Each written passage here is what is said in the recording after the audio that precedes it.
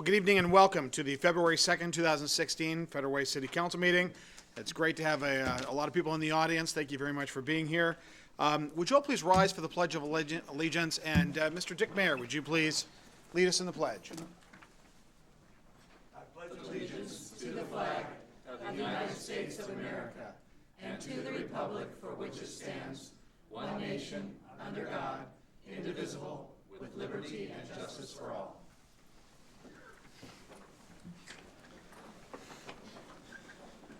All right, well, thank you for joining us again. It's great to have this kind of audience. Let's hear. And it's always fun to say hello to Mr. Mayor, another mayor in the room. So thank you, Mr. Mayor. All right. Exactly. All right. So we've got presentations. Arts Commission end-of-year report 2015. Arts Commissioners Mary Blacker and Gary Gillespie. Come on up. We also have Bo Dew present as well. Just technical help.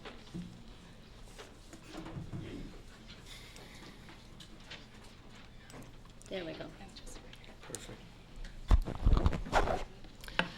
Mr. Mayor and City Council, this is the end of the year report, and as you can see by the, this is the beginning. You can see some of these boxes that we have around.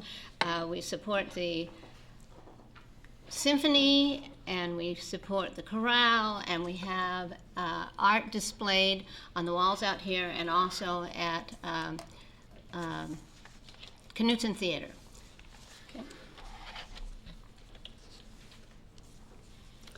The Art Commission is composed of 9 volunteer residents of the city whose task is to advise the City Council on arts and culture of Federal Way. And this is the members, which I won't read to you. You can just read it for yourself. Trying to have them stand up.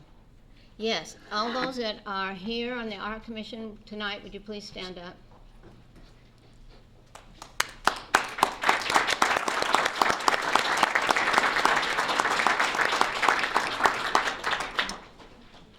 These are the groups that we've supported the last year: Center Stage, Federal Way Harmony Kings, Jet City Chorus, Federal Way Symphony, Rosebud Theater, Federal Way Youth Orchestra, and the Historical Society of Federal Way.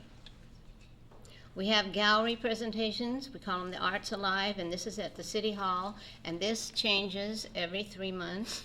And we have the Knutson Family Gallery, and the City Hall, we have people bring their art, and it's a juried art, and it's all different artists and mediums. And at Knutson Family Theater, we showcase one artist. Okay, this is coming up in May, Blue Poppy Day, and as you can see, there's dancing and celebrating of the Blue Poppy, and Bonsai Garden, and the gallery, and singers, and it's quite an event. This is Summer Sounds. We sponsor that, and we have several concerts during the summer at Steel Lake. And this is our Red, White, and Blues Festival for 4th of July, and it's a great time. We have things for the children, and vendors, and music, and of course the fireworks. Christmas tree lighting this year was held at Enchanted Village, and it was fabulous. It was very well attended and lots of fun. All right, mini murals. All right. Mayor Farrell, City Council. A project that the Arts Commission has had success with this year is our mini mural. Our mundane boxes have been transformed from drab to dynamic with colorful art displays to bring smiles to the passers-by. Public art can be a change agent for the community. It enhances the visual landscape and character of our city and turns ordinary spaces into community landmarks. The mini murals are public art available to everyone. We've completed 11 boxes, and box locations are hoping for more to come. These are the first ones, and moving on. Getting a lot of good feedback in my world on that. These are the company that puts them up for us. had some really good job. He does an excellent job. Any questions or comments about those? Gary, you sent me an email just recently. Where's the next one going to go? On 1st and 338th, right on that busy corner there. There are a group of boxes that going to make some fun art on. That'll be a lot of fun. We've got one just right out here, actually on 9th and 336th. Right, the fish are down the street. Yeah, and the one to the top left is actually at 21st and 320th. Right. The real fun thing is, Gary came to my office. Boy, when was that? In 2014? Yeah, it was about a year and a half ago. And with this concept, and now when I'm driving around, I actually don't know some of these that are in the pipeline, and I'll be driving along, and especially the cat one, I'll drive along, and I'm like, hey, that's new, and it's kind of fun. It's almost kind of mischievous. All of a sudden, they'll just pop up out of nowhere. I hope we can get some more going and keep fun boxes Well, happening they around look, the city. They look fantastic, and we use a plastic wrap. Councilmember Duclos. Well, I just want to say that I really, really enjoy them because I don't know where they are. I don't know when they're going up, and I've almost run off the road a couple of times because I'm trying to catch all the details on them. But they really, really, it's so different. You don't see this in any city, and it really hides what's these utility boxes and things like that, and it really just spruces up the whole area. So thank you very much, and keep doing it. We appreciate it. Can you tell us a little bit? It's just a wrap that they're putting around these, right? Right. So we provide the picture or the artwork to Smith Graphics, and they turn it into large vinyl wrapped pieces. And then they're really artists at putting that. That was difficult to put the cow jumping over the moon on these difficult boxes. There are all kinds of bolts and poke out boxes and everything, and they do a great job. And it stays. The first ones are still very bright, clear, clean, whereas paint would have been started to fade by now. Right. My son and I drove by the one by the King County Aquatic Center as that one was being put in, and we waved at the guys putting them in. So it was actually fun seeing them go in. Council, any questions or comments about this? All right. Mary and Gary, thank you very much. You're welcome. Appreciate all your work.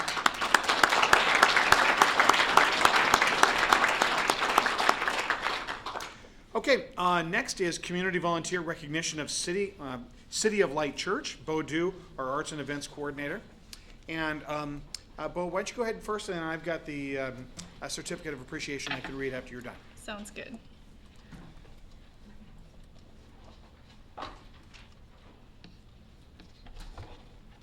Good evening, Mayor Farrell, Council and community members. My name is Bo Du, Recreation Coordinator for Arts and Special Services, or Special Events. Thank you for taking the time to help us recognize valuable volunteers within the community. At this time, I'd like to call up the team members of the City of Light Christian Church to come up and stand up in the front over here. Come on down.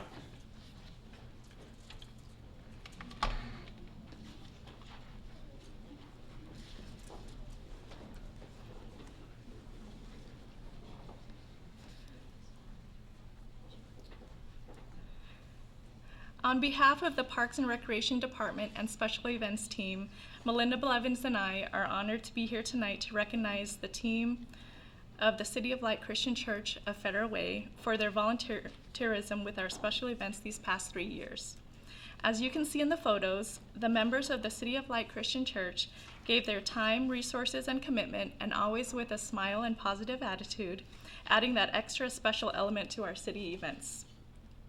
They have been at Hooked on Fishing with diversions for the kids, doing face painting at Kids Day, supplying a free photo station and costume characters at Tricks and Treats, and a beautifully decorated and deliciously decorated beverage station at Jingle Bell Brunch.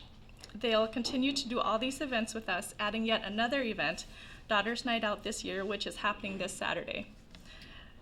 So with our sincerest gratitude and appreciation, please help me thank and recognize the City of Light Christian Church for their continued volunteerism and community support.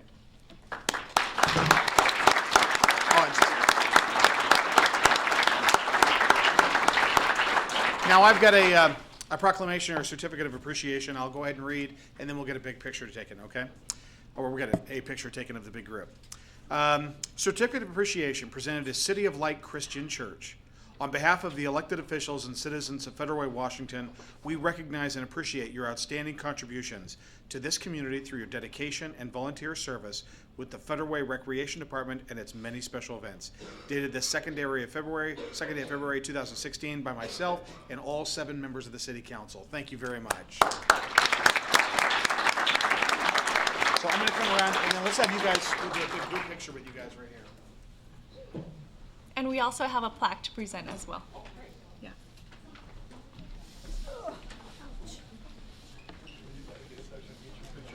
There you go.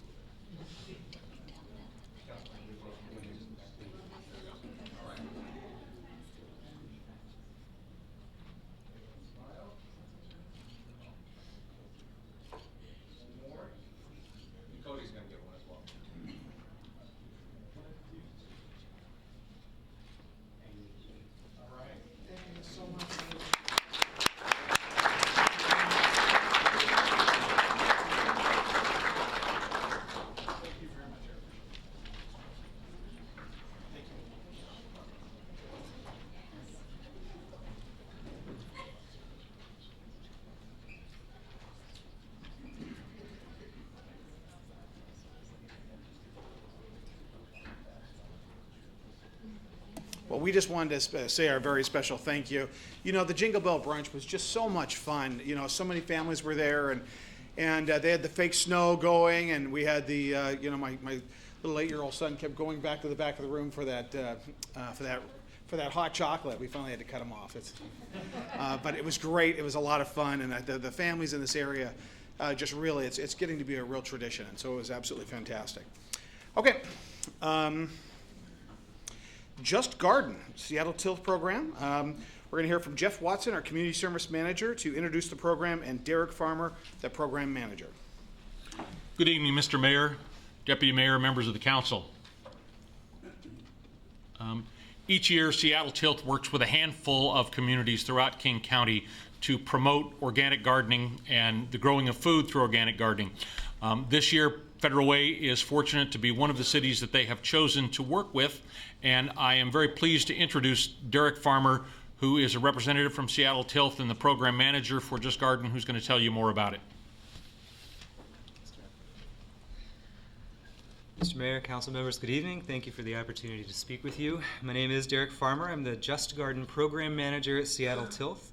Seattle Tilth is a nonprofit organization founded in 1978 as part of a Northwest-wide movement of individuals who were concerned about the industrialization of agriculture and the loss of local food systems and foodways. Our mission is to inspire and educate people to safeguard our natural resources while building a sustainable and equitable food system across King County.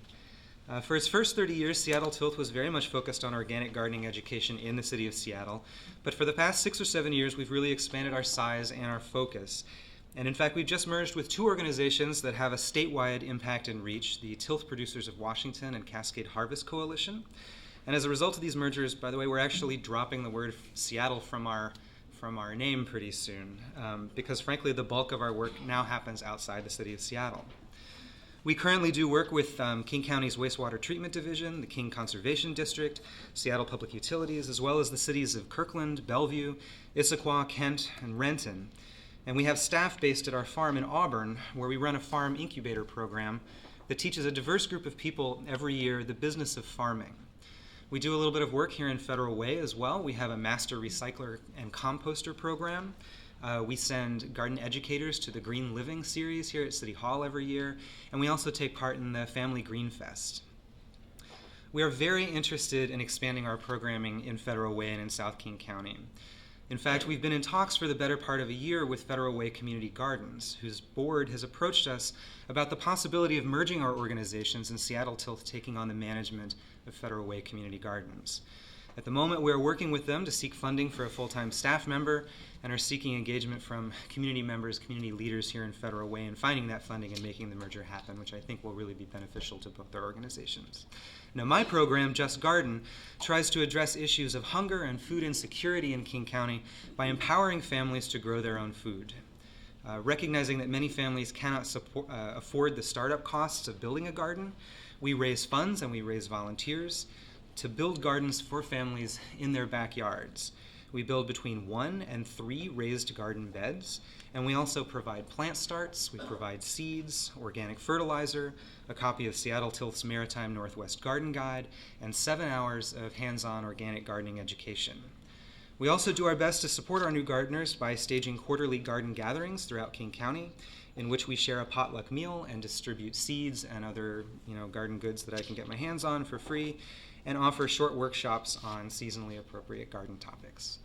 So on April the 16th, we're going to be here in Federal Way building 40 garden beds for about 20 families in the area.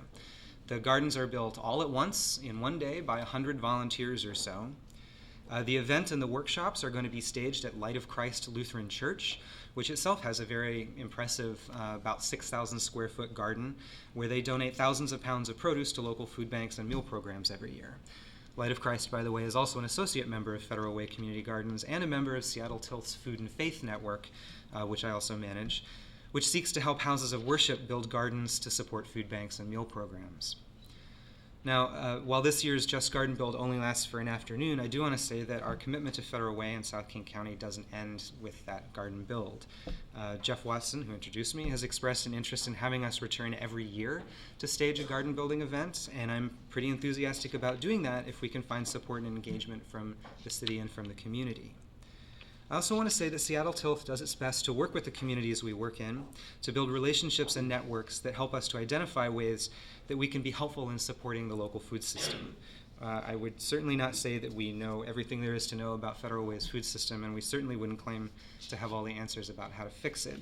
But what we do have is a strong portfolio of programs from adult and children's education to school gardens to programs that employ diverse groups of young people in the business of farming to community kitchens and nutrition classes, environmental education and restoration projects. And we can pick and choose from these projects in order to knit together a system of interconnected services that can bring really a lasting benefit to the community. And we hope to engage with you and other city officials and community leaders in finding ways to do that. So I thank you very much for your time, and I stand by for any questions you might have. Great, thank you. Anybody have any questions? Derek, thank you very much for the work you do. Thank you all very much. I appreciate it. Really appreciate it.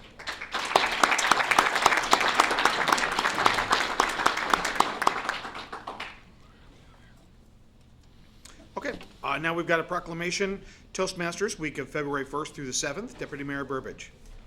And I believe we have Don Everly Smith, President of Yes. Town Criers Toastmasters. Yes, and you're coming forward. Very good, Don. I appreciate that. And I will read the proclamation and then bring it over and present it to you. Okay. So, whereas Toastmasters International is a leading organization in making effective oral communication a national and international reality for all persons. And whereas the ability to speak in a clear and effective manner is a powerful and important skill that can help to overcome barriers to effective performance in virtually every endeavor and line of work. And whereas by helping develop essential communication skills, Toastmasters International performs a valuable service. And whereas after more than 8 decades of outstanding achievement, Toastmasters International has grown to over 12,500 clubs in 113 countries worldwide, with nearly 5,000 members in the state of Washington. And now therefore we, the undersigned mayor and city council of the City of Federal Way, do hereby proclaim February 1st through 7th as Toastmasters International Week in the City of Federal Way, and encourage the people of our city to recognize the accomplishments and opportunities in communication and public speaking, which this outstanding organization has realized for people everywhere.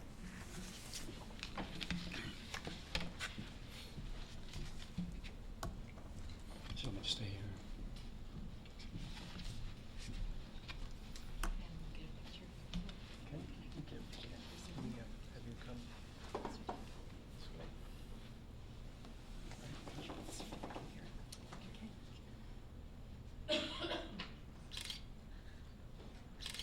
Thank you. So, absolutely, thank you. Thank you for being here. Thank you so much. Just stick around for a second.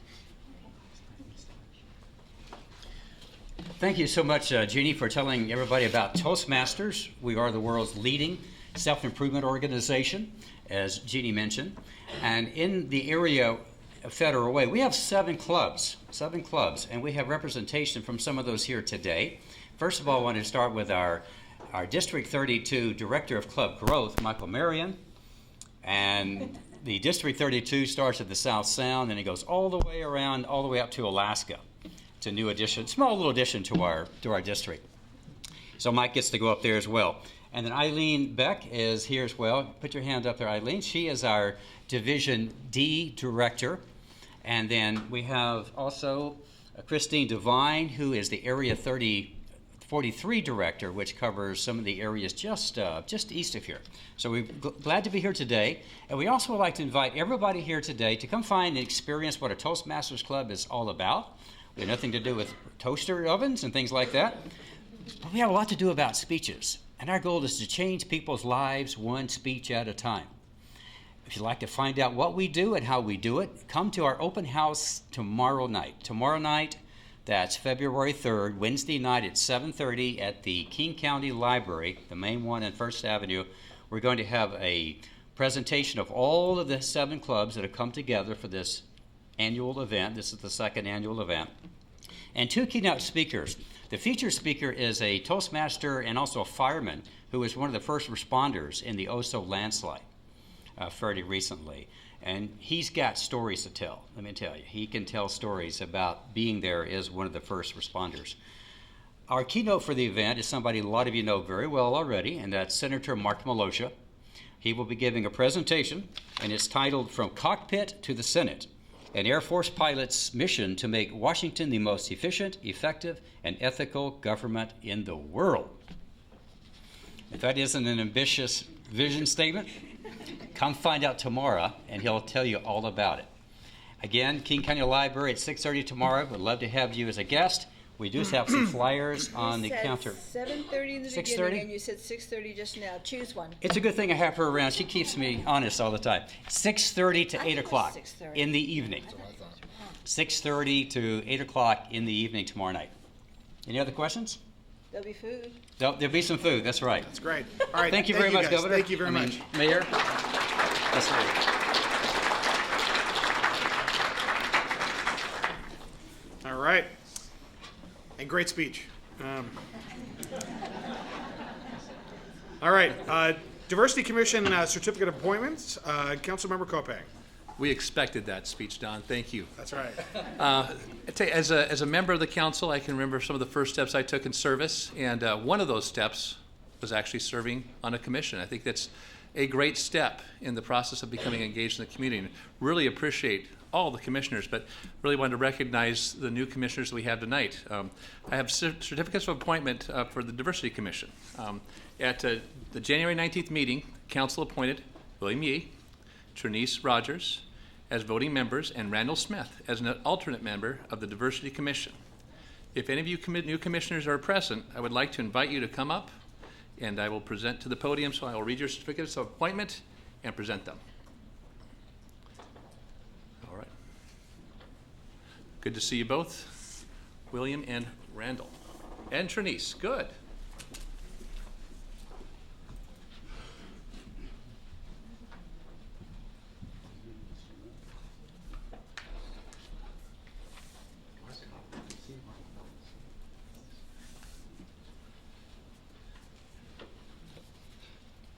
will read your appointment first and then I'll hand it to you. It says, in accordance with the ordinance 06531, the City of Federal Way Mayor and City Council certifies Trinice Rogers, William Yee, and Randy Smith are hereby appointed to serve as a voting member or alternate member of the Federal Way Diversity Commission.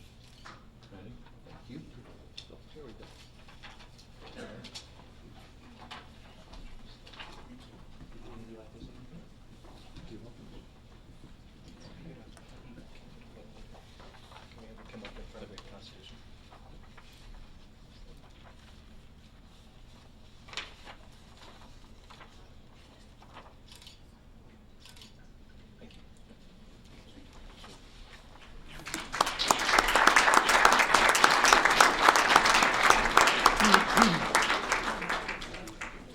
Now, Arts Commission Certificate of Appointments. Councilmember Kopang. Once again, at the January 19th meeting, the council reappointed Fran Tanner and Mary Tynan as voting members of the Arts Commission, along with Dana Fox and Avetta Felsenberg as alternate members of the Arts Commission. I see a few of you here. If you would like to go up to the podium, I will meet you there and present you with your certificates.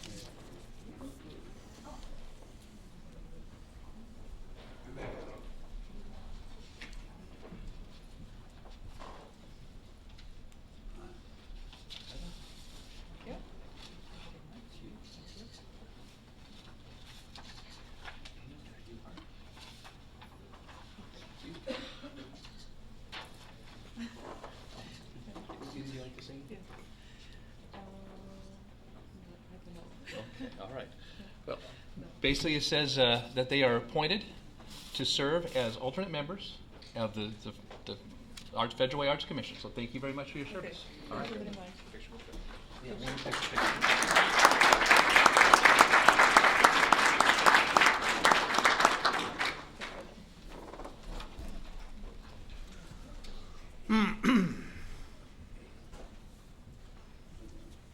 All right, 3 times a charm. Here we go. Human Services Certificate of Appointments. Councilmember Kopang. Again, it was a busy night, January 19th. The council also appointed or reappointed Jack Stanford, Ken Clark, Mary Schultz, Sean Ewan, and appointed Julie Hiller as voting members of the Human Services Commission. And I know some of you are here as well. Love to meet you at the podium.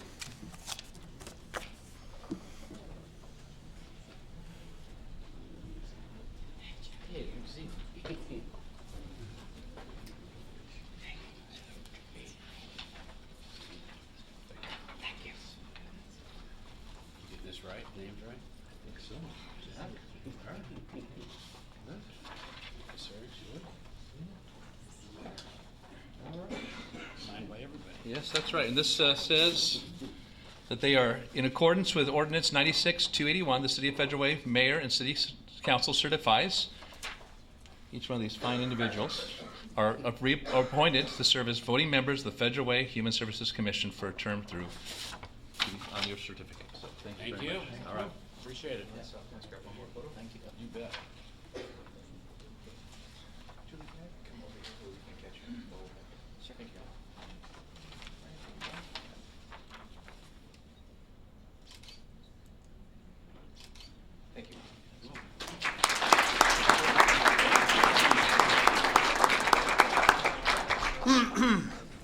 Now for the mayor's emerging issues and report.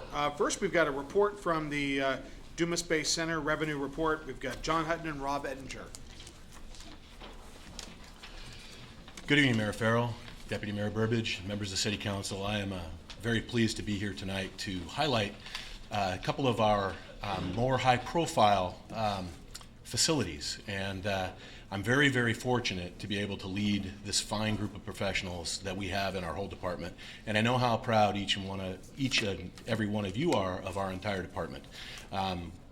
Parks and Recreation, a vibrant Parks and Recreation department, is a quality of life issue, and it absolutely adds to the quality of life of each of our residents and our visitors to our community. And so I could stand up here all night and brag about how fantastic our entire staff is, and it would all be true. But I get that opportunity quite often, and tonight I've decided to call up the leadership of these two facilities and kind of let them tell you about their accomplishments in this past year. They've been highlighted in front of you throughout the past year of the accomplishments at these two facilities. And so I'd like to start tonight by having Rob Ettinger from Dumas Bay Center come up and cover a few of their major accomplishments, recognize his team of excellent professionals that he has that are part of the reason, a huge part of the reason, the three of them, there's only three, that do amazing work, and we're so proud of them. So I'd like to have Rob come up and highlight some of their accomplishments and answer any questions you may have. So thank you. Rob. Well, good evening, Mr. Mayor, Deputy Mayor Burbidge, and City Council and citizens of Federal Way. As John said, my name is Rob Ettinger. I'm the manager at the Dumas Bay Center, and tonight I have with us Judy Ferguson, who's our administrative assistant, and Chef Scott, who is our executive chef at the Dumas Bay Center. And our team, as John said, is a really small team, but we pride ourselves in our customer service and our food service at the Dumas Bay Center. As you guys know, Chef Scott's been doing some meals for you guys and some other activities within the city, and the outreach that we're able to provide to the community and to the city is really important. We work really hard, and we have a great team of part-time staff and contractors that work with us as well. Would not be able to do it without all the members of our volunteer team and our full-time staff.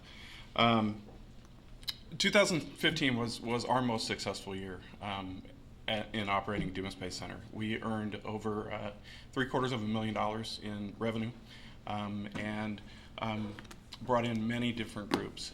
We pride ourselves on customer service, we pride ourselves on the food service, but we work really hard in retaining those groups that come to us.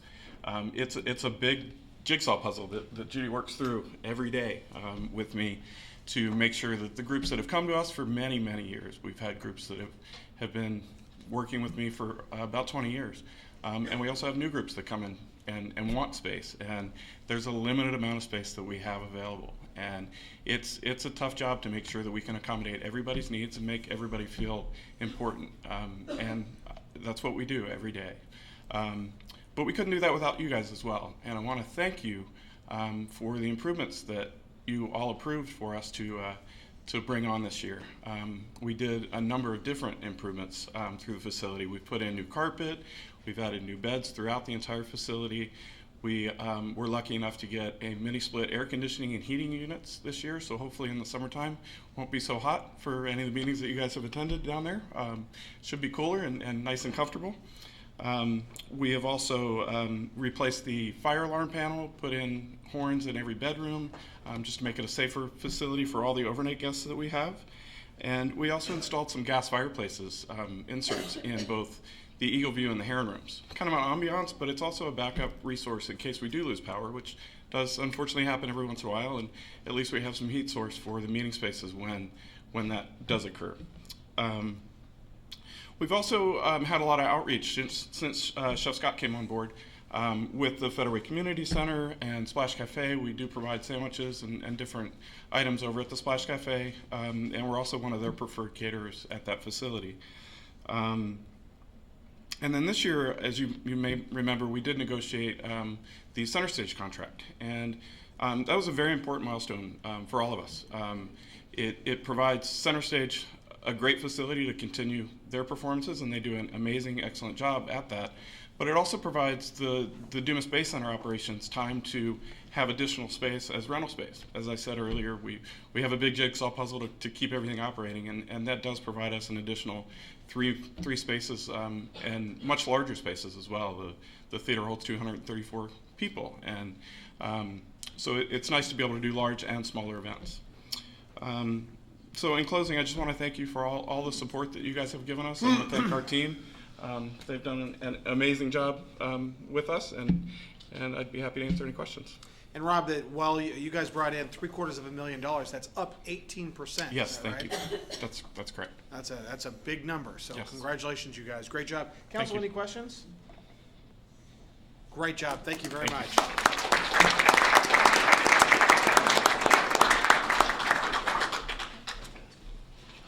I had heard about during the Monday briefings that we get in our management team, I had heard about these numbers, and I said we have got to get the folks from Dumas Bay up here and to talk about their achievements.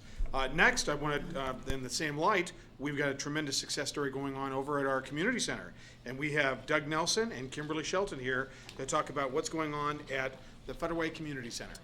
And John? Yes, I'd just like to introduce Doug and Kimberly. That's my former home. I was there since the day it was opened and long before, and it is a tremendous source of pride for our whole community.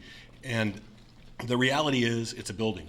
It's a phenomenal building, but without the staff and the leadership that you see here, that would just be a building. They have a commitment to excellence that is off the charts, national numbers, national recognition for their accomplishments there, and they are continually striving. They are going for national recognition and awards for their performances and trying to elevate us even higher, even though we're considered by everybody to be the very best facility in the state. We want to be the best in the nation, and that's the people behind me are the people who are really leading that charge. They're both dynamic leaders doing a fantastic job over there. So I'd like to introduce Manager Doug Nelson and our Facility Supervisor Kimberly Shelton to talk about their accomplishments. Thank you. Thank you, John.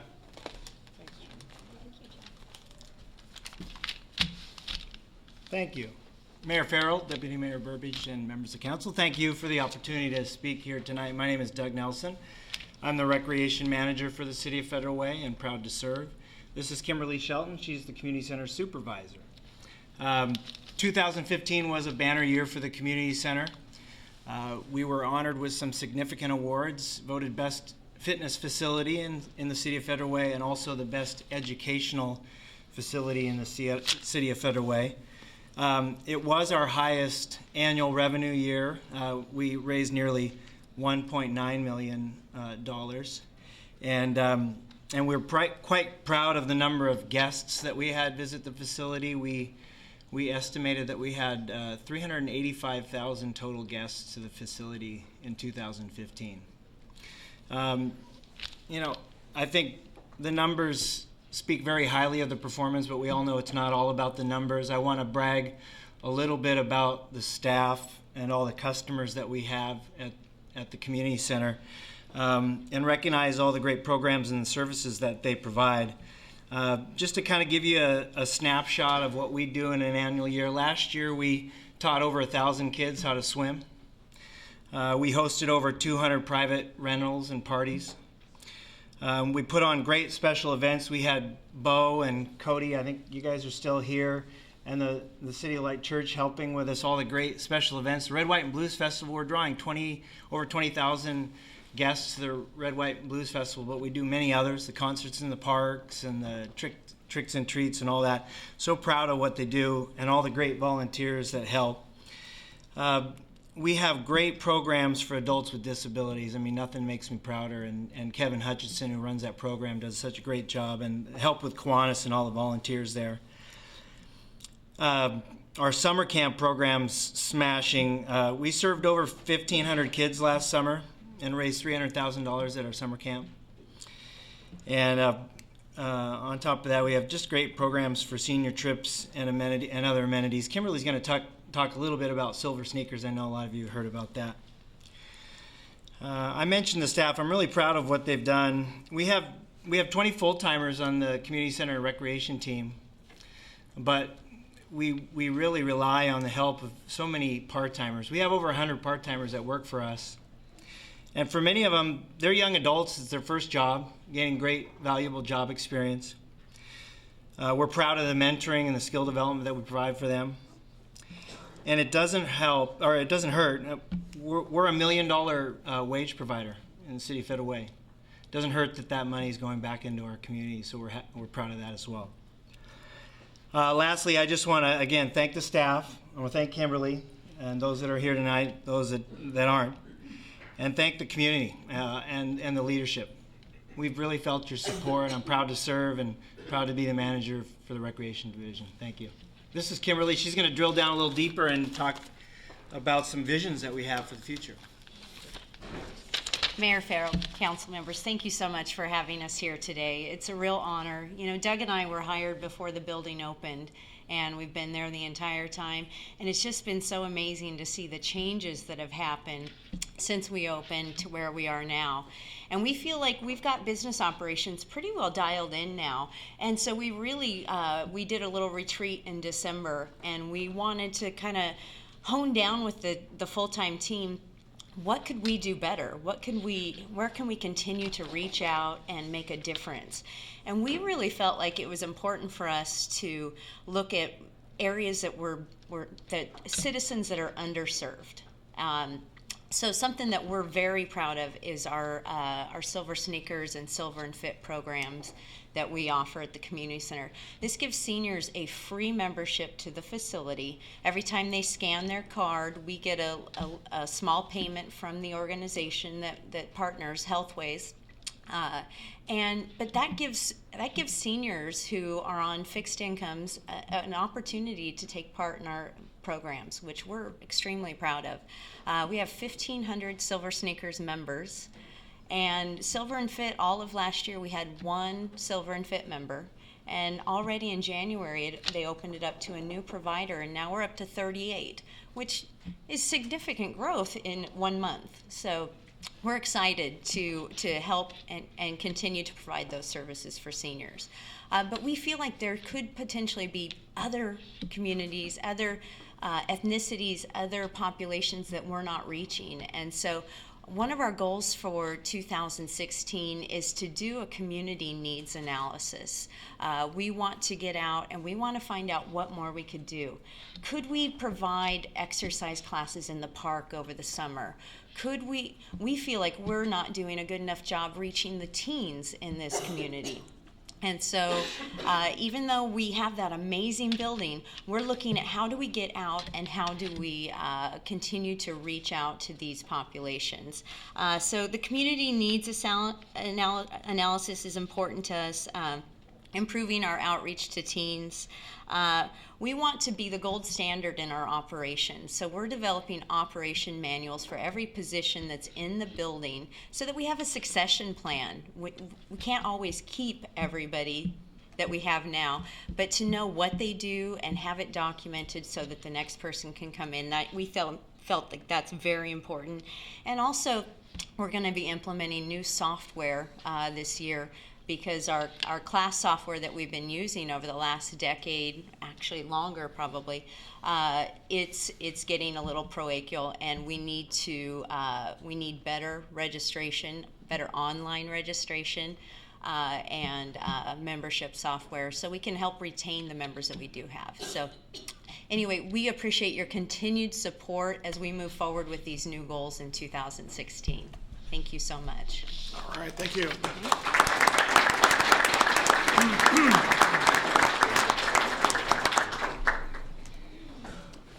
I just wanted to say thank you very much. You can see why we're all so proud. This is the caliber of people that we have throughout our division, and couldn't be more proud, and the vision that they have is going to take us to the next level. So thank you very much. Very good. Thank you, John. And thank you guys very much. Next on the agenda, we've got my State of the City address, which I'll be delivering tomorrow, February 3rd, at the Twin Lakes Golf and Country Club at 11:30 a.m. I think there's a small fee to be there, but it's right there on 320th, just west of Decatur High School. Would love to have you there again tomorrow, 11:30 a.m. for my State of the City address. The City Council Annual Retreat is at Dumas Bay Center on February 20th. That's a Saturday. The doors will open at 8:30. Business will start at 9 a.m. And we are working on the agenda as we speak. So that's a great opportunity to watch the council really roll up their sleeves and talk about the visioning for this coming year. Also, Councilmember Honda. Will your speech be taped to show on Channel 21? Of course, yes. Okay. Yeah, thank you. Councilmember Honda just asked whether my speech was going to be taped, and yes, as part of our New Day Federal Way programming, that will be taped and will be played. Actually, I just was flipping channels and saw my State of the City address from last year on Channel 21, to which my wife actually said, "Haven't you watched this like 2 or 3 times?" So Anyway, yeah. Exactly. I'll change it up. Anyway, it's still actually playing, so it'll play throughout the year. And actually, we're talking about that. We're going to be tape recording the annual retreat as well.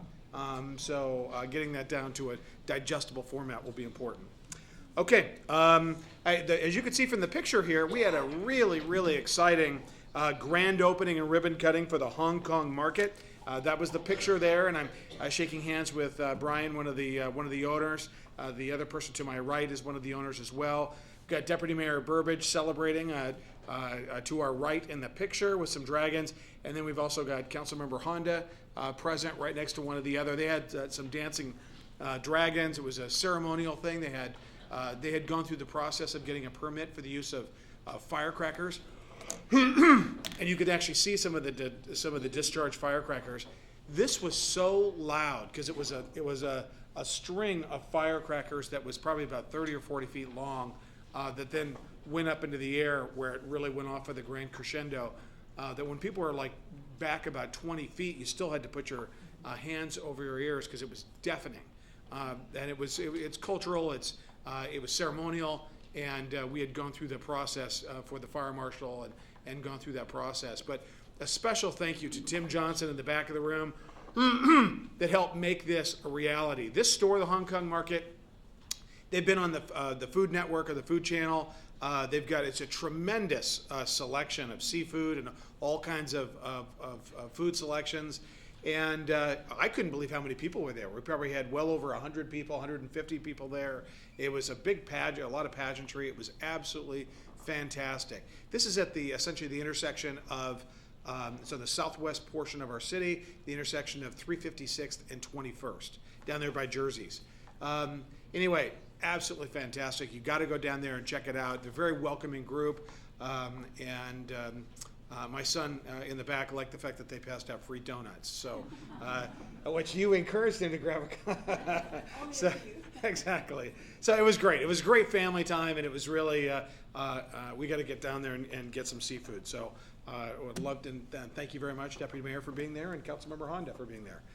Okay. I think I told you that I just recently selected to be on the Sound Cities Association Board of Directors. We had our annual retreat just this past Friday. It was a day-long venture. It was very good. I'm really honored to be on the Sound Cities. These are the suburban cities essentially in King County. There are 37 cities representing over 1 million people. So it was really a good time to talk about the strategic goals of the Sound Cities Association.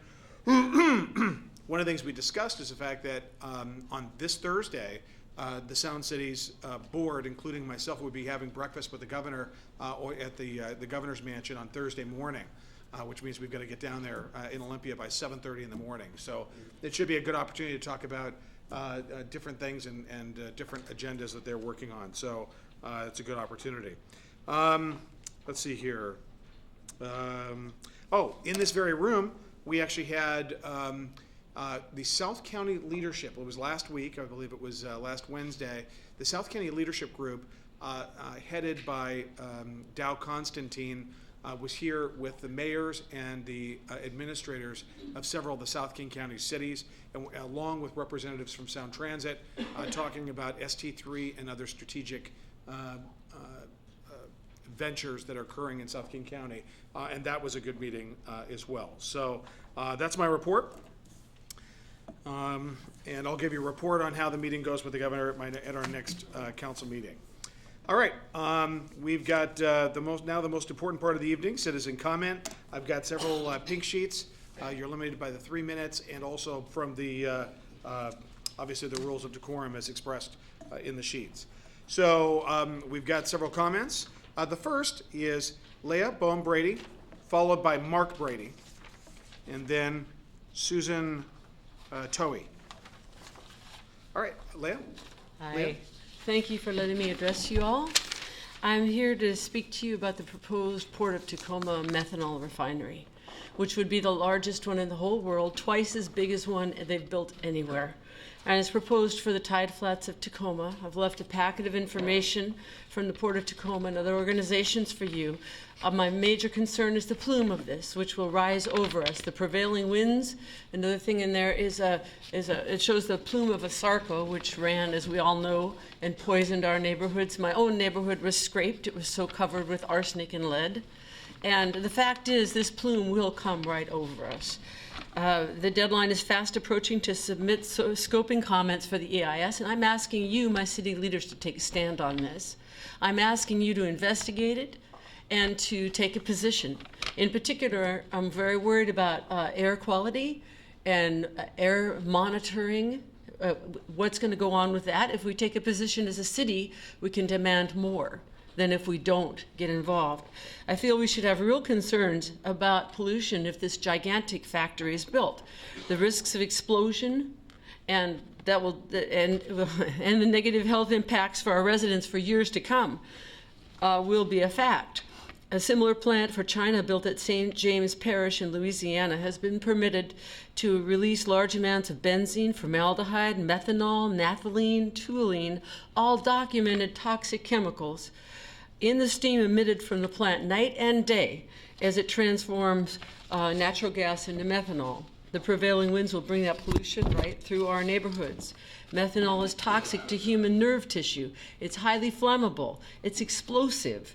Massive storage containers are planned for this factory with 20,000 metric tons of daily production. Will there be air monitors? As I said, how will we know what toxins will be in our air? These are some of the questions I think as a city we have to ask. If we don't get involved, we're going to regret it later. I think we need to also ask if we want to let our property values be diminished. In neighborhoods close to the plants in Louisiana, there was a 7 to 9% depreciation in property values. So I hope that you share some of my concerns about the possible impacts to the population here and to our property values and to our health and our children and everything, and that you will get involved with this. Thank you. Thank you, Leah. It's reported that the facility will use 10 million gallons of water per day. We've got, just to let you know, and I know we've got several other comments, but I've got our emergency manager, Ray Gross, looking more into this, and our own city attorney, Amy Jo Pearsall, was present at the last public meeting in Tacoma. One more thing I just want to say. I don't believe their platitudes that this thing will not, they say it won't affect us. I don't believe that. Okay, we're looking at it very closely. I just want to let you know that. Thank you. All right, now we've got Mark Brady. Yes, thank you. So I was happy to see all the stuff about the art and the gardening and all those quality of life things. It's thanks so much for your work on all that stuff. But this methanol plant is not a quality of life enhancer. So like Leah said, the world's largest. And the things that concern me are things that are specific to Federal Way. We've got the planes going over and the exhaust from them, and you're going to have some kind of chemical mix coming from that plume. We're going to breathe it regardless of what it is. All that water, 90% of it, I think, goes up as steam. So we're going to be breathing it. And most of the time, effects are seen most in children who are any kind of chemical exposure, and that's got to be a concern for any parent. High Blows Creek, the salmon recovering, that's a part of it. It's going to affect whatever restoration there, and I think overdeveloping and then restoring is a dumb cycle to be in. I think this plant is the world's largest, so it's going to be an experiment, and the other two that they're building are not in populated areas like we have here. It just doesn't make any sense. They're going to use all that water, all that power. So when there's a shortage of water or shortage of power, are people they're going to say, well, why should I pay any attention to that anymore if they're going to suck down all this power? It's just, for 20 or 30 years. So anyway, thanks. I hope you get some good answers. Thank you, Mark. All right. Then we've got Susan. Is it Towie? Togi? It's Tui. Tui. All right. Yes. Mayor Farrell and City Council, thank you for letting me address you this evening. And Mark and Lee have done a very eloquent job of expressing their concerns, which reflect many of my concerns, all of my concerns. I live on the edge of Federal Way, right near northeast Tacoma, so the location of this plant is very concerning to me, and I'd like you to consider participating in the scoping comments that are due March 4th. This factory, as both Mark and Leah have said, and Mayor Farrell, will use a tremendous amount of water. 10 million gallons of water a day adds up to 4 to 5 billion gallons of water a year. And when we've just been restoring the Hylabos, to me, it doesn't make any sense that we would allow this kind of industry into the tide flats, right on the Sound, and into the Hylabos Basin. All that work that's been done will be in jeopardy. Let's see. The benefactor of this plant is China and the plastics industry. It doesn't really benefit our area. There are some jobs, some permanent jobs that would be here, but it's a small number of jobs when you weigh that financial gain against the destruction of our environment. So I won't reiterate the things that the Bradys have said, but I would encourage you to study this more thoroughly, and please take a stand for our community against the methanol plant. Thank you very much. Thank you, Susan.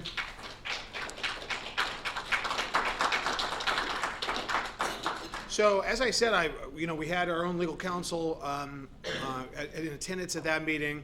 We're going to be reaching out to other cities. I'll be speaking with my chief of staff and my legal counsel, and in addition to the council members. I think this is something that we're going to explore, and we've got our eye very closely on this. But we're very concerned about it, and we've got your contact information, so we'll let you know as well as far as what we decide to do. But it is important that we keep our eye on when that comment period closes to make sure that we have a substantive opportunity. And just like this council and this community locked up arms with neighboring communities to get the kind of alignment on. A council member just reminded me of this. That we locked up arms with neighboring communities to make sure we got the alignment on Sound Transit the way we wanted it down I-5 to come into our downtown. This is the kind of thing that we could perhaps discuss with our other communities. We're going to take another real close look at it. There are some we want to make sure, but I think one of the statistics I heard is that 10 million gallons of water per day, I had heard, and I'm not sure if it's an accurate fact, is the total amount of water consumption by Tacoma total. And so it's a tremendous amount of water. It's a tremendous impact on the community. So we'll be monitoring this very closely and perhaps even gauge the council on this. Councilmember Maloney. I'm just wondering if there's something at the state level that we could do, because this is such an enormous deal. Is it possible to consider going to that level? Well, one of the things I want to do before we take any other further steps is I want to get into the science of it a bit, and I want to get my arms around it. Well, I'll be talking to Chief of Staff Wilson. Chief, you want to? Sorry. We'll talk to him. Let's get our arms around the science of this a bit. I did get some preliminary reports from our emergency manager, but I think it's important that we get our arms around this issue and make sure that we're dealing with cold hard facts. And then I think we're going to be a lot more effective. Adini and then Brian. I agree with you. We need to get our arms around it, but I'd like us to get our arms around that very quickly, so that we don't delay and we come up with a strong response and we get a lot of people and really this is very dangerous, and it could ruin our entire environment, our entire city, and the cities around, some of the cities around us. That's right. Chief of Staff Wilson, and then the Deputy Mayor, and then Councilmember Moore, and then okay, and then Councilmember Honda. I just wanted to let people know that there are 2 more public hearings on this topic on the scoping issue itself. The first one is February 10th. The doors open at 5 o'clock at the Tacoma City Convention Center. It'll be on the 5th floor of the exhibit hall, and the hearing starts at 6:30. The second one is February 16th at Meeker Middle School in Northeast Tacoma, and the times are the same. The doors open at 5 o'clock, and the hearing starts at 6:30. And those are both hosted by the City of Tacoma. This is their project, but those are opportunities for the public to comment on this issue. Very good.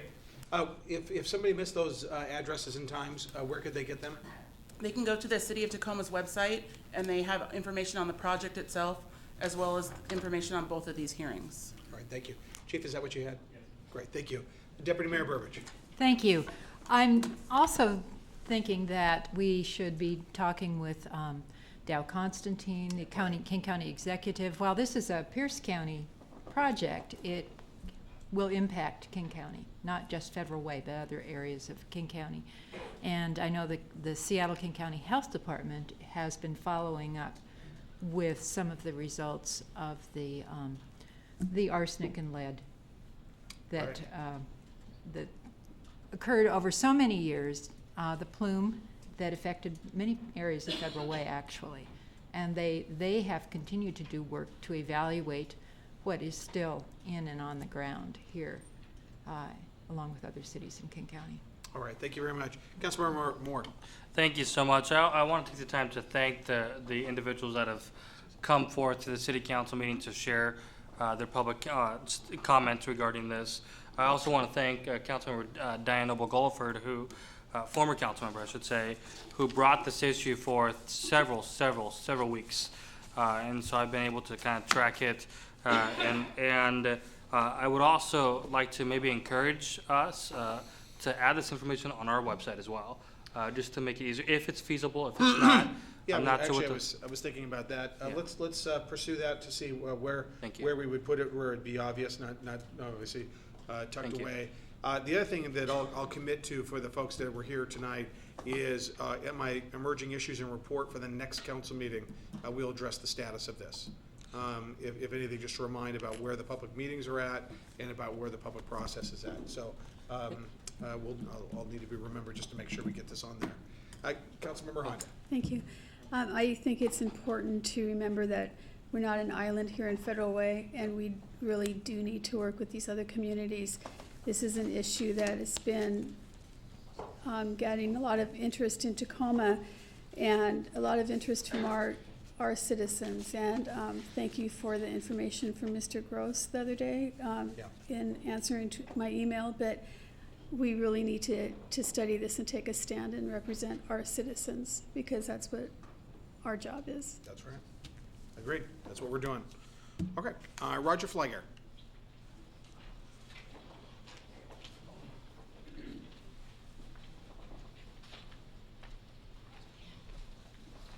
Good evening, Mayor, City Council members. I'm here, and my presentation is going to be really short.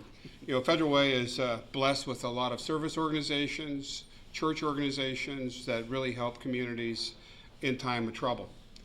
For example, last December, St. Luke's Quilting Club gave me 30 quilts to take over to Eastern Washington to the families that were damaged by the big fire over there. And so Greg Vickers, who's well-known in our community here, is working on the day shelter program, and I am going to support that financially. And I have Martin Petrich here to receive a donation from my company and my family to get that going, to keep it going and to make it a success.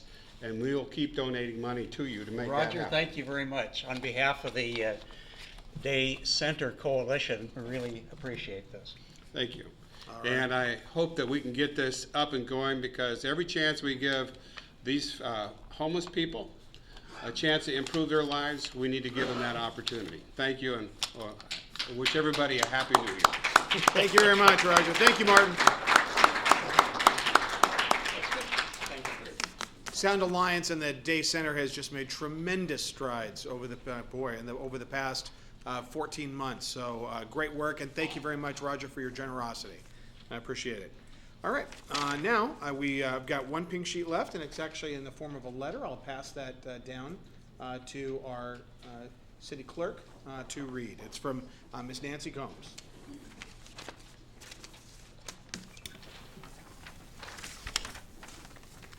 All right, the letter reads, residents of 21st Avenue Southwest have lived on 21st Southwest since 1990 and before we were a city. It's not a freeway, it's a residential neighborhood. Just ask our city road department. Vehicles start coming at 6 a.m., sometimes they start at 5 a.m. A big delivery truck even comes up the street at 3 a.m. or 5 a.m. We can't sleep in Fudger Way anymore because the vehicles come up and others drive down. It's not a freeway. We worked at Warehouser for years. Look at what our city did to us this past year. They put up a big sign at 312th and 21st Avenue. It said they were coming down to work on our street. Boy, did they. Trucks came down and dumped gravel in our front lawns, and now weeds are growing in the gravel. Then they painted white lines in front of our houses. Then they put up tall white curbs right in front of our houses. Residents walk from all over Fudger Way, and they walk and ride bikes on those curbs. If they fall off those curbs in front of cars coming up the street, it will be the city's fault. 21st Avenue Southwest is not a freeway. Then look at the public Adelaide Beach. They brought in big green dumpster, and then they tore down the metal fence that kept cars from rolling onto the beach. Then they had 2 big diggers that dug up the public beach. Why are there 21 signs around the parking at the public beach? I have a picture of all that was done. Look at 336th and the one-way stoplight. We now have to drive one way down to Hoyt Road where there are many accidents. We had a petition 3 years ago for a 4-way stop at 304th and 21st. Our council stopped our petition for safety. 26 residents had signed. There should be a stop sign coming up to the top of the beach road so those residents don't hit residents who live on 21st Avenue Southwest. Signed, Nancy Combs. All right, thank you very much. Ms. Combs actually personally delivered that to our offices here today. All right, now moving on to the consent agenda. These items have already gone through committee and can be passed by in one vote. We have 3 items on the consent agenda. Item A, minutes for the January 19th, 2016 regular and special meeting. Item B, monthly financial report from November 2015. Item C, vouchers, November and December 2015. Council, are there any items that an individual council member would want to pull from items A through C? All right, seeing none, Deputy Mayor Burbidge, do you have a motion? I do, thank you very much. I move approval of items A through C on the consent agenda. Second. It's been moved and seconded. Is there any further discussion? All those in favor? Aye. Opposed? All right, they pass unanimously. Council business, independent salary commissioner confirmation. Motion for the Deputy Mayor Burbidge. Thank you very much. I move to confirm the mayor's appointment of James England and Michael Christner to the Independent Salary Commission as voting members with terms expiring February 28th, 2020. Second. All right, it's been moved and seconded. Is there any discussion? All those in favor? Aye. Aye. Opposed? Aye. All right, matter passes unanimously. Item 7, ordinances, first reading. Council Bill 701, ordinance mayor sewer franchise. Staff report first from John Mulkey, Street Systems Manager. Thank you, Mr. Mayor, Deputy Mayor, council members. My name is John Mulkey. I'm the Street System Manager for the City of Federal Way. I'm presenting the mayor sewer franchise ordinance for a first reading. The policy question is, should the city grant Joseph E. Mayer, Pamela R. Mayer, and Natalie A. Mayer a franchise ordinance to continue to maintain and operate a private sewer line within and through the City of Federal Way rights of way? This is a map kind of showing the location of the property. This is where their house is right here, which is down on the waterfront. They have a force main, 3-inch sewer main that runs up 53rd Avenue, along Dash Point Road, back up 52nd, and onto another parcel which they also own, which is where their drain field is located. It's been in place since, I believe, 1990. They originally had the franchise with the Washington State Department of Transportation prior to, and when they went to redo their franchise, they were told that the state no longer did it and had to come through the city, and which is why we're looking to incorporate this now. So background is the franchisees have requested a franchise from the city to maintain an existing private sewer line on the city-controlled right-of-way. It's a 10-year term, commencing an effective date of the franchise consistent with franchises cities granted to other utility providers. The franchisee agrees to pay a fee in the amount of $1,000 to recover actual administrative expenses incurred by the city that are directly related to preparing and approving the franchise. They will maintain insurance of $1 million combined single limit for commercial general liability and $500,000 for automobile insurance. They will be posting a bond for $100,000. Additional bonding may be required as a condition of the right-of-way permit before commencing any work within the city of right-of-way, depending on the expected cost of that work. The options before council are to, 1, approve the ordinance and forward to the February 16, 2016 City Council meeting for second reading. 2, modify the ordinance and forward to the February 16, 2016 City Council meeting for second reading. Or 3, reject the ordinance and provide direction to staff. Mayor recommends approval to forward the franchise ordinance for the Mayor Sewer franchise ordinance to the City of Federal Way Council meeting on February 16, 2016 for the second reading. And I'm available if you have any questions. Council, do you have any questions? Councilmember Maloney. Yes, thank you. How many other properties are there in the city that have their own water, their own sewer? Private sewer? Yeah. I don't have an answer because Lake Haven is their sewer provider, and then private ones would just be on the individual basis. Community development may have an idea of, and I don't know, of how many permitted drain fields are within the city, but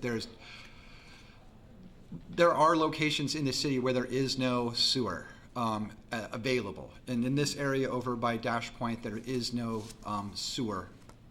public sewer systems. It's all drain fields and private systems in those entire areas over there. So it's not unusual in those Oh, areas? oh no, not to have a private and a drain field. There's drain fields all around the city where there's no sewer available. Okay, all right, thank you. Councilmember Honda? We talked about this at the FEDRA committee meeting. Do you want to explain how long that this family has had this agreement, this franchise? Yeah, since it was before the city became a city, like around 1990, that they initially got their franchise. They built their home. They put in, like I said, it's a grinder pump with a septic tank that pumps it up the road and around there. It's been in operation the whole time. There hasn't been any issues with it, but we do need to maintain control of the right-of-way, which is why we're doing the franchise ordinance. Okay. Council, any other questions? All right. Thank you, John. Would the city clerk please read the ordinance title? Council Bill 701, Ordinance Mayor Sewer Franchise, an ordinance of the City Council of the City of Federal Way, Washington, granting Joseph E. Mayer, Pamela R. Mayer, and Natalie A. Mayer a non-exclusive franchise to occupy rights-of-way of the City of Federal Way, Washington, within the specified franchise area to construct, maintain, repair, operate, and remove a private sewer line within and through specified rights-of-way and streets within the City of Federal Way. All right. And Councilmember Duclos, do you have a motion? Yes, I move to forward the proposed ordinance to the February 16th council meeting for enactment. Second reading and enactment. Okay. Second. It's been moved and seconded. Is there any further discussion? All those in favor? Aye. Opposed? Matter passes unanimously. Thank you, John. Thank you. Good work. All right, council reports. Councilmember Sepidawson. Thank you, Mayor. The community center report, I'm really glad and pleased to hear that they're going to do the community needs analysis, especially considering that we do have multiple populations and different cultures and religions that may stop people from coming to the community center. So I think that's a huge move to be inclusive in our city, so I'm really appreciative of that. And then last Friday was the one-night count. And the report is staggering, one night count on homelessness. And the report that currently exists only counted the people who are outside on the streets, but still they don't have the count for shelters and transitional housing. So we're going to get a different report. But at this point, there was a 19% increase in King County, 43% increase in South King County, and 150% increase of homeless people out on the streets in Federal Way. So this issue is real, it's here, and it's growing. And so I'm glad that everyone is talking about it and trying to address it. And so this one night count really tells us what is happening in our communities. And so, and that's it for me. All right, thank you. Councilmember Maloney. Thank you. Yeah, I think that what was eye-opening for me was when I heard from Dr. Campbell about the homeless youth that we have in our school system, that the number is staggering, so it's really something that we need to get our arms around.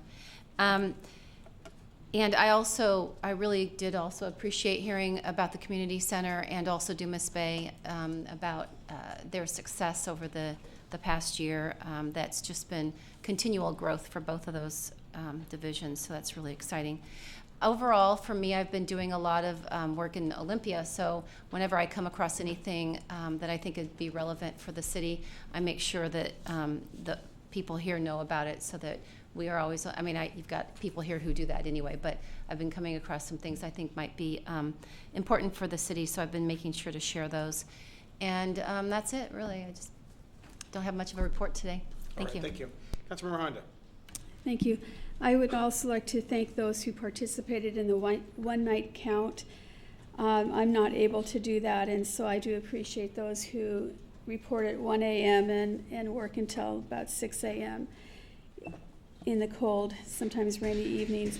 I do want to, on the numbers for Federal Way, once again, it didn't indicate that we have any youth that are homeless, which we know certainly is not the case, but I understand that it is difficult to, in the middle of the night, to decide if someone's sleeping there as a youth or an adult. But that's something that I'm continuing to work on, is trying to find a solution to house emergency housing and transitional housing for our homeless youth. I'd also like to talk about the Board of Health meeting I attended last week, and I will be asking King County Board of Health to look at what's going on in Pierce County. I'll be attending the DVI Regional Task Force meeting next week in Tukwila.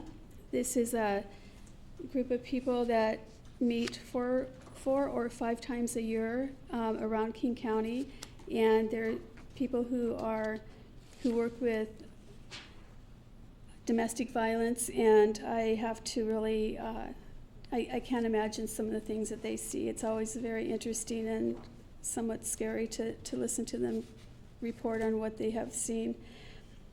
The Historical Society is having an event on Saturday, February 13th, called Hearts, History, and Chocolate. It's at the Hampton Inn. There is a small fee for it. It's from 2 to 4 p.m., and it's an event to benefit the Historical Society. And I know that we have all been working on council here and the mayor to help the Historical Society stay open, keep their doors open, and continue to provide services for us. So there is a limit of how many people can attend. If you're interested, I would encourage you to get in touch with the Historical Society and purchase your tickets. It is 2 to 4 p.m. Saturday the 13th.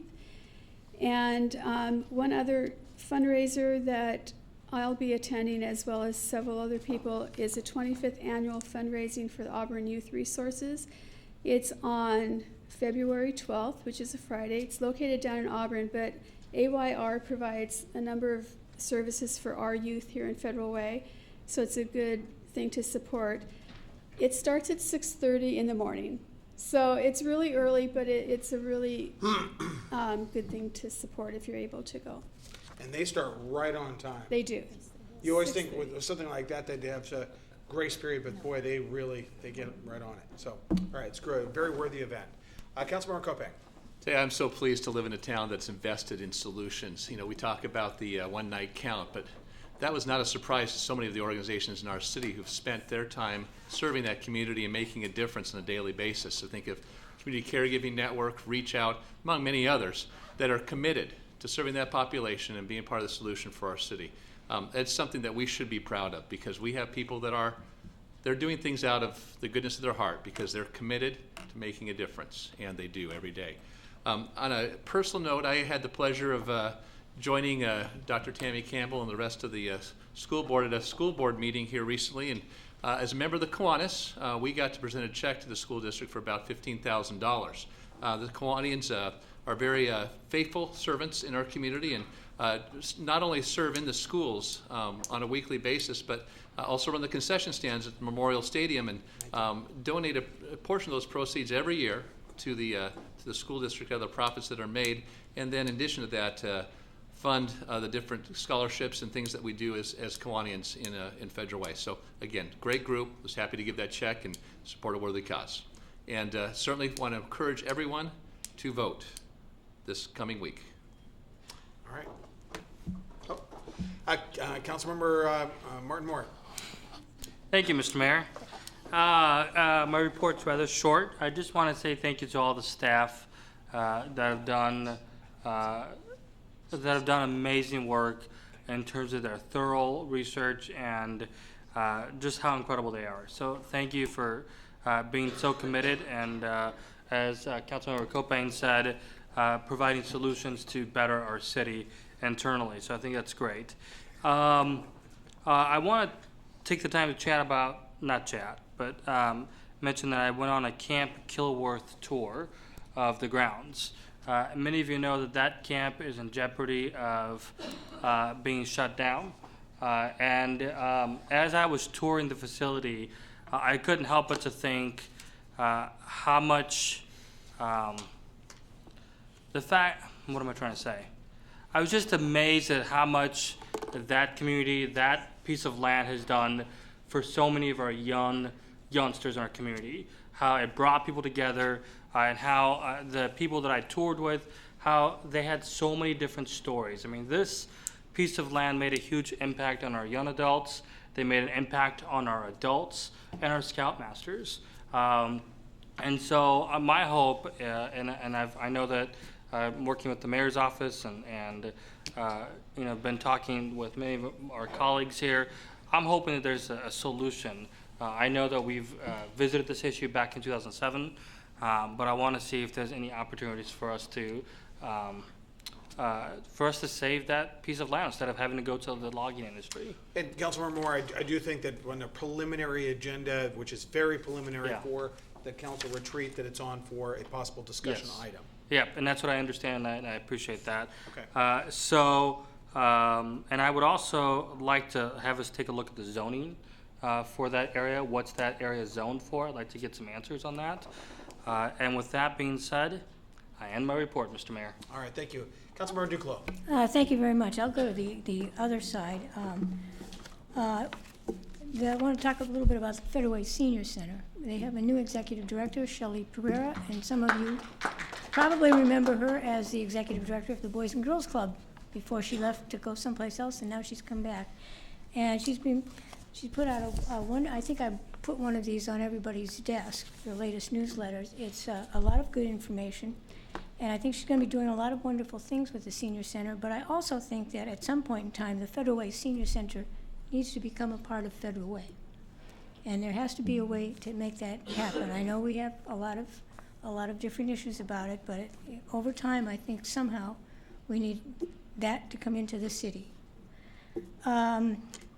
Let's see, the one-night count, MSC also participated in that and usually hosts the one-night count and has everybody start out there and come back. I know I did that for several years. I'm getting too old now.